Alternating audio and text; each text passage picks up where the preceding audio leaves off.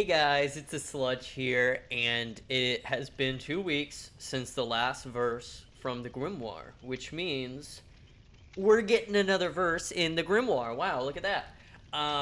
If you're not too sure, haven't been keeping up on what this is, I'll give you the quick rundown, as I always do, but I do recommend you checking out the previous videos, because it's a cool little story that's playing out. Behavior has said, hey guys, we're gonna write a cool little choose your own adventure book, and you guys are going to choose where the characters go, what they do, and by doing that, you're actually designing our next Dead by Daylight chapter.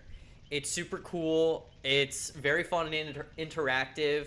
How it works is they'll give us a verse for the survivor and a verse for the killer. What the survivor's doing and what the killer's doing. We choose how they interact with the story, where they came from in the story, and that determines who they are and how they'll play in the game. It's very fun. It's very cool. We'll get the number one most voted for option, but then also in the next verse, what they do is they tell us what the runner-up was, what got the second most votes, and then we usually have the choice to kind of backtrack. So if people who voted for the other three options didn't like what won, the number one most voted, now we can all group up and go for the runner-up instead. So it's a nice little way to like change your fate in the story, change where it's going in order to band together and get something that we may actually like a little bit more. So far, I feel like we've been voting for the runner-up every time. So if you want to know what's going to be the runner-up for the next video, just look at what I vote, and that's usually where it is. We're usually not in the majority, but not in the minority either. We're like right there in the middle. But so far, we've gotten a post-apocalyptic world that the killer and the survivor are coming from. And the killer is super cool. It's going to be an angelic killer. So it's going to be like this depiction of perfection, truth, where it's like uncanny. It's an angelic being that is actually terrorizing the survivor, and the survivor is somebody who was very astute, a studier of the post-apocalyptic world before the collapse, they're calling it, occurred, and that the collapse was the emergence of this angelic being. So it's working up to be a really cool chapter. I'm liking the lore. I'm super excited about the angelic killer. I think it'll be very sick, and I'm super thrilled to see where that's going. I think it's going to be one of the most unique killers in the game, and it's designed by us, the community, and I think that's super sick. But without further ado, hopefully I gave you a sufficient description on what's going on. Let's get into it. I love this. All right, Survivor, verse 6. Okay, so our last option was the kind of the background, the history of the survivor, how they lived their life, their occupation, if you will. And it was between spiritual scientist, paranormal investigator, and a secret agent. Secret agent, I didn't really understand. I liked the paranormal investigator, but it looks like the spiritual scientist one, which is it's interesting. It'll be much more entwined with the angelic killer, so that's exciting. Staggering through the blinding light, you try to ignore the painful memories, forcing their way through your mind. You wanted to know the unknowable. Who then is to blame for the collapse of your world? The light evaporates. You find yourself in a landscape fraught with evil. Screams, blood, and sacrifice surround you. The divine killer made it here first. Their devastation on brutal display. Nice. That's it. That's it. Alright, tell me. Which trait defines what you do next? Okay, so these are like the 4 categories that we get ranked in Dead by Daylight. So if I were to guess, This will probably be surrounding their teachable perks, the Survivors 3 teachable perks, and what they're going to focus on. Because we have survivors like Claudette who focus on healing with her perks. We have Dwight who focuses on the objective and doing generators. And we have survivors like Jake, whose perks focus on boldness or survival. So yeah, this will be cool to see. Objective.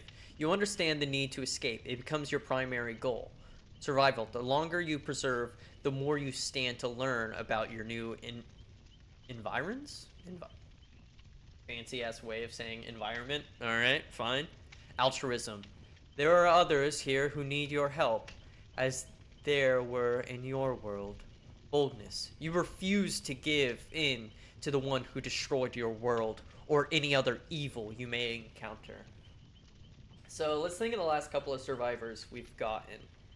The new upcoming survivor from the newest chapter, V, her perks focus a lot on like skill checks and giving boosts to your teammates. I'll probably put her a little bit in the objective, and then before that we have Aurelia, who is very altruism based and yeah, mostly altruism because she gets protection and she heals faster.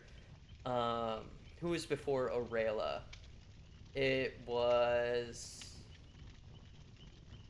Who was it? Was it Tori? Was that the most recent survivor before Aurelia?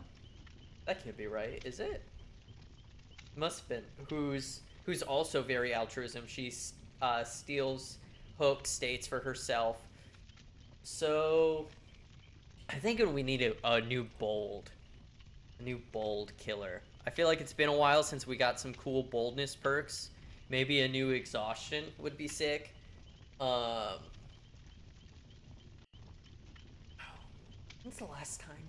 I really don't know, but yeah, a nice bold scientist. You know, we're gonna create the perfect survivor, a smart beefcake. All right, now we get to the vote for the killer. All right, verse 6. You deliver your truth through punishing heart. Which one was punishing heart? Man. Okay, so I just checked. Punishing heart was the one where actions from the survivor begets condemnation. We're still not sure what that'll be, what action that will be, because the killer hasn't been fully made yet. But yeah, nice. Okay. Hopefully that'll be good. The action begetting condemnation will probably be similar to whose actions. You could kind of say that plague, by interacting with infected items around the map, kind of is similar to that, or interacting with Sadako's videotapes. But the primary way of enforcing condemnation with Sadako is by teleporting, really, by nearby TVs. So I don't think it'll be a perfect one-to-one, but that's kind of the similar vibe I'm picking up, but we could be completely wrong. But let's get into the verse. You were summoned by the sins of a troubled world. With the beat of your heart and the touch of your truth, you brought ruin and collapse to those most deserving. You move through a wall of fog into a land rife with sinning mortals. Your punishing heart beats faster. You reach out and extract retribution for their sins. Nice. Very cool. That's sick. Yeah. So I like the idea of the angelic killer almost thinking like they're the good guy, like they're doing what they need to be doing, like a wrathful angel, like, oh, you're sinners, blick them, get their asses. So sick. Tell me, What is the nature of sin? Each sin is unique. The most fitting punishment must be rendered for each individual sin. Only prayer can save the sinner.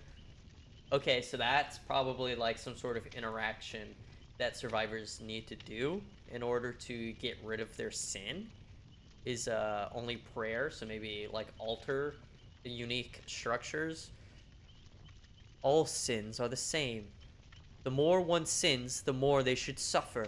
Only prayer can save the sinner. Okay, so all of them end with only prayer can save the sinner, which is probably going to be kind of like plagues fountains. Maybe some sort of altar that you have to pray at in order to get rid of whatever condemn will build up, seemingly sin. So that's kind of cool. So the more one sins, the more they should suffer. So maybe like getting a broken status effect or hindered or something like that. All sinners are the same.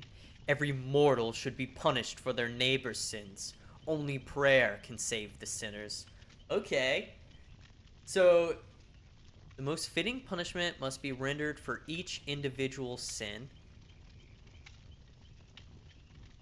Interesting. So maybe condemn is unique to different types of interactions and how much they build up. And once again, this is all theory crafting. So each interaction that a survivor does builds up a unique condemn meter. Some actions get higher, some higher condemn than others. That could be all sins are the same. The more one sins, and then that one is just about so one is qualitative. The importance of the action the survivor does will increase their sin. All sins are the same. The more actions a survivor does, the more condemned they'll get. So it doesn't matter if they're more important than the other. That's quantitative, not qualitative. And then all sinners are the same. This one's kind of unique sounding. Every mortal should be punished for their neighbor's sins. So what that would mean is so whenever Sadako is condemning survivors, they get a little icon on their UI that like builds up over time. Those are unique to the survivor, on like how close they are to Sadako's tapes whenever she teleports, or whether they have a Sadako tape in hand. That also increases their condemn. So, but that's unique to the player themselves. But all sinners are the same makes it seem like there would be a pool of condemn that all of the survivors share. And it's probably a bigger pool, but they all contribute to it, and they all suffer the consequences. And that would be a very unique... that would be a super unique condemn killer, because we have the Crossu, which is coming out soon, and she is also kind of like a sickness-inflicting killer. I don't think it's really that big of a part of her kit. Mixed around my letters there. I don't think it's really that big of a part of her kit is her like condemnation, but that is it's similar, but it is very unique, the idea of having it as a shared pool, that if you're in solo queue, it might kind of stomp you if somebody doesn't know that they're adding to the sin counter by doing things they shouldn't be doing. So that would actually... That's kind of sick, actually. I just for the sake of uniqueness, I really like that. I like the idea of a shared sin meter among all of the survivors. And if they, like, completely fuck up, they're sinning all over the place, we just mori all of them instantly. Or they're all exposed or something like that. That would be very cool. I like that a lot.